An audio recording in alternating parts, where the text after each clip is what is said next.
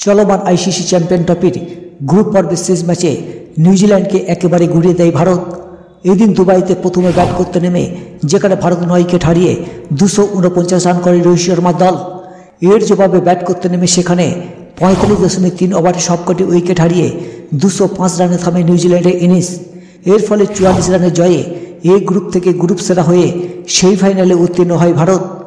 ভারতের বিপক্ষে এই ম্যাচে অনন্য এক কীর্তি করেন নিউজিল্যান্ডের পেসার ম্যাট হেনরি। দুবাইতে চ্যাম্পিয়ন্স ট্রফির গ্রুপ পর্বের শেষ ম্যাচে ভারতের বিপক্ষে 42 রান দিয়ে 5 উইকেট তুলে নেন নিউজিল্যান্ডের পেসার ম্যাট হেনরি। এতে এশিয়ার এই পরাশক্তির বিপক্ষে এমনই স্বাদ আগে পায়নি কেউ।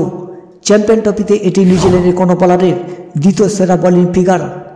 এর আগে রেকর্ডটি ছিল নিউজিল্যান্ডের সাবেক পেস বোলিং অলরাউন্ডার জ্যাকব অরামের। 2004 সালে ওভালে যুক্তরাষ্ট্রের বিপক্ষে 36 রানে 5 উইকেট তুলে নিয়েছিলেন তিনি।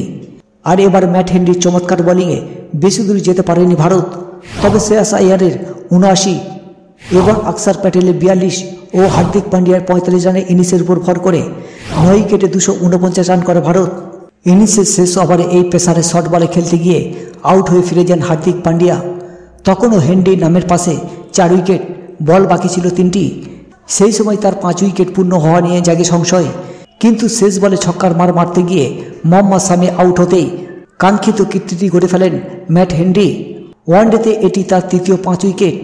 2014 সালে পাকিস্তানের বিপক্ষে 30 রানে 5 উইকেট নেওয়া হেনরি ক্যারিয়ারের সেরা বোলিং ফিগার। এরপর 40 রান দিয়ে শ্রীলঙ্কার বিপক্ষে 5 উইকেট নিয়েছিলেন তিনি। এবার দক্ষিণ আফ্রিকার বিপক্ষে কেমন বোলিং করেন ম্যাট হেনরি, সেদিকে তাকিয়ে ক্রিকেট প্রেমীরা। এ বিষয়ে আপনার কি মতামত নিশ্চয়ই কমেন্ট করবেন কমেন্ট বক্সে।